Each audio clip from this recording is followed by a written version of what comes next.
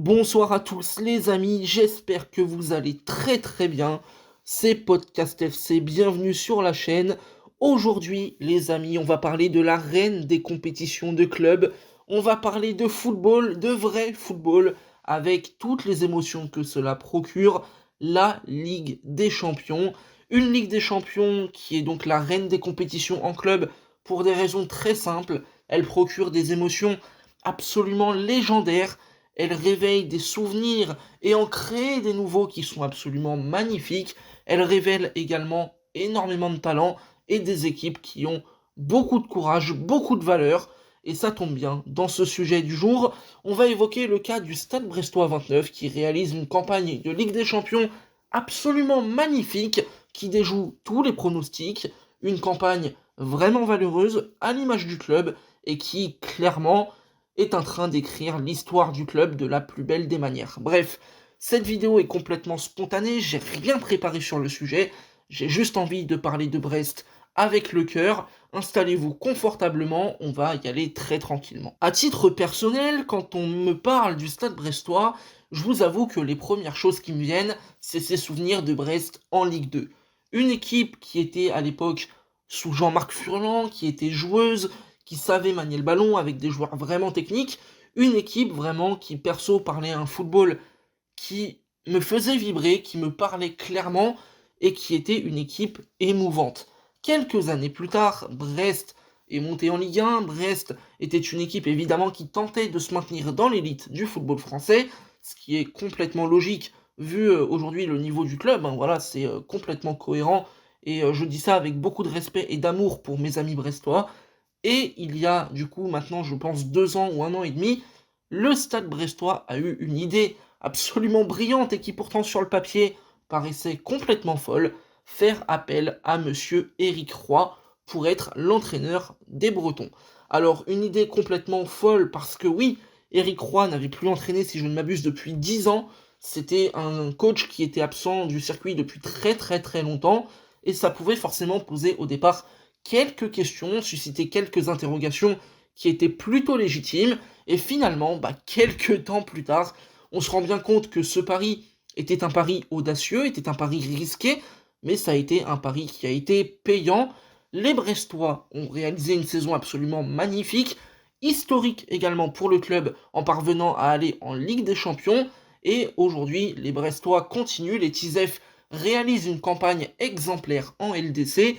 Il déjoue évidemment tous les pronostics, parce qu'on en a évidemment beaucoup parlé, et ça a fait couler pas mal d'encre. On parlait de Brest comme étant une équipe qui allait complètement ruiner le coefficient UEFA de la France, qui allait faire 0 point, et au final, on se rend compte que c'est tout l'inverse. Une équipe de Brest qui est vraiment valeureuse, courageuse. Je trouve qu'il y a beaucoup de talent dans cette équipe, et ça aussi, je tiens à le souligner, parce que quand on joue à Brest, on est dans un club de Ligue 1 qui est entre guillemets un club lambda de Ligue 1. Alors évidemment, je ne dis pas ça pour manquer de respect à qui que ce soit. Ce que je veux dire, c'est qu'on est forcément dans l'ombre de Lyon, de l'OM, du Paris Saint-Germain, de Monaco. Bon voilà, je pense que vous avez compris un peu le schéma. Et pourtant, cette équipe brestoise, elle est clairement talentueuse, elle est clairement valeureuse également.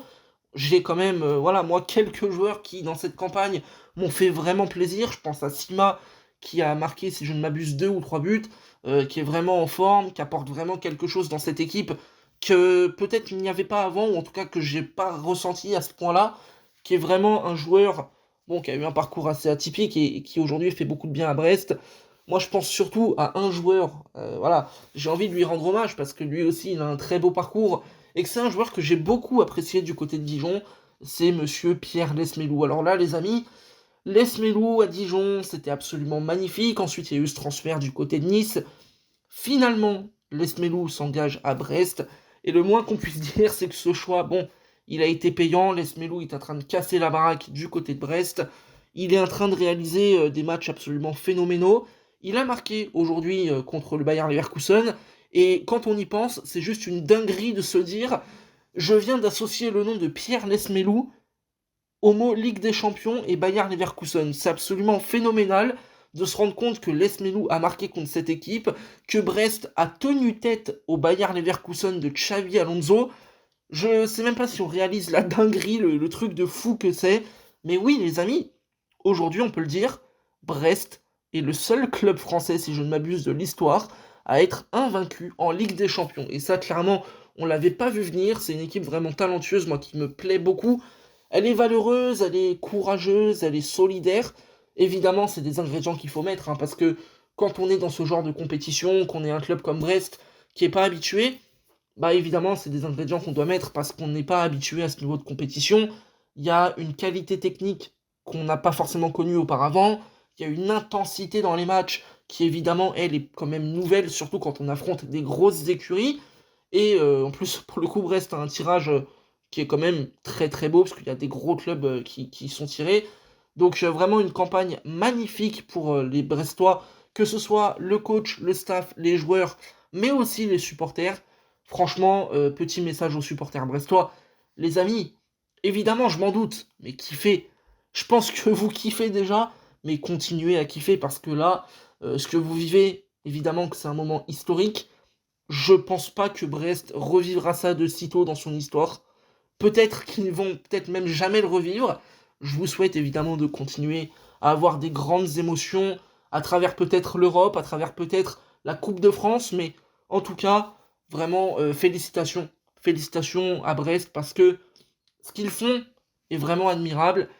Je parle évidemment là des performances sportives, du terrain, du football, de ce qui est mis dans les valeurs de cette équipe, mais je tiens aussi à saluer le board brestois parce que c'était peut-être pas facile aujourd'hui de construire cette équipe pour la Ligue des Champions, tout en ayant voilà cette réalité de se dire il va falloir se battre forcément pour le maintien en championnat. On n'a pas non plus des moyens phénoménaux. Il va falloir en profiter de la bonne manière. Et je trouve que le recrutement de Brest a été cohérent. Tu perds Mounier, tu vas chercher Ludovic Ajorc. T'arrives à avoir Sima. Bon, voilà, t'arrives à conserver aussi certains joueurs. Franchement, un grand bravo à cette équipe brestoise. Je voulais aussi saluer un gardien que j'aime énormément dans cette Ligue des Talents, Marco Bizot. Alors lui, bon, j'ai même plus les mots. Moi, j'ai commencé à le jouer sur FIFA. Bon, voilà, bref, anecdote un peu comme ça, mais vraiment un gardien que j'aime beaucoup parce qu'il est très efficace. Déjà, premièrement, il est aussi spectaculaire dans son jeu.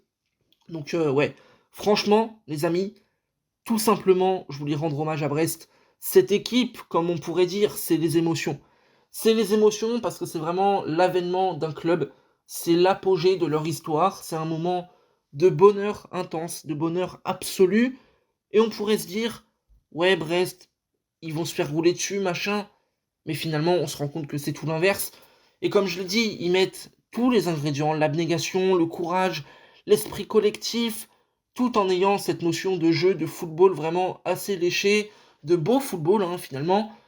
Et en fait, les mecs, bah, ils prennent un kiff monumental. Il faut qu'ils sachent un truc, c'est qu'ils nous en donnent. Ils nous en donnent énormément. Et moi, voilà, quand je vois cette campagne de Brest en Ligue des Champions, on verra jusqu'où ça ira.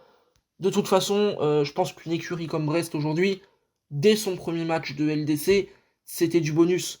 Et aujourd'hui, clairement, le parcours est phénoménal. Aujourd'hui, c'est que du bonheur, c'est que du kiff. Et quand je vois ce parcours brestois en Europe, je ne peux que me rappeler à mes bons souvenirs de Guingamp, à l'époque en Europa League, avec cette fameuse épopée, cette équipe absolument magnifique, avec Mangane, avec Sankaré, Kerbrat, bon voilà. Tous les noms qu'on connaît, ça peut me faire penser aussi à la JOCR en Ligue des Champions, qui se tape l'AC Milan, qui se tape le Real Madrid. Bon voilà, c'est des moments exceptionnels. Et vraiment, j'insiste là-dessus parce que ça m'a l'air d'être le plus important finalement. Que ce soit pour le staff, le coach, les joueurs, mais aussi pour vous, les supporters, parce que je pense que vous êtes plus à même de m'écouter que les joueurs. Profitez. Profitez sincèrement parce que la réalité de votre club, et c'est normal, elle n'est pas dans ces sphères-là, elle n'est pas dans ces moments-là, elle n'est pas en Ligue des Champions, mais vous vivez un moment d'histoire. Vous vivez un moment de bonheur absolu, un moment hors du temps. Chaque match doit être un moment de bonheur incroyable, je dirais même indescriptible en fait. Profitez bien. Profitez bien parce que, en tant que passionné de football, en tant qu'amoureux de ce sport, je le sais et j'en suis totalement conscient. Quand on vit des grandes choses, des grandes émotions avec son club ou alors avec sa sélection, c'est des choses qui restent éternellement. Bravo au Stade Brestois, bravo au TISEF, aux joueurs, le coach, le staff, le président. un grand bravo aux supporters. Profitez bien. C'était Podcast FC, je voulais simplement rendre hommage au Stade Brestois avec une petite vidéo, un petit sujet. N'oubliez pas de vous abonner et de liker. Allez les petits F, salut.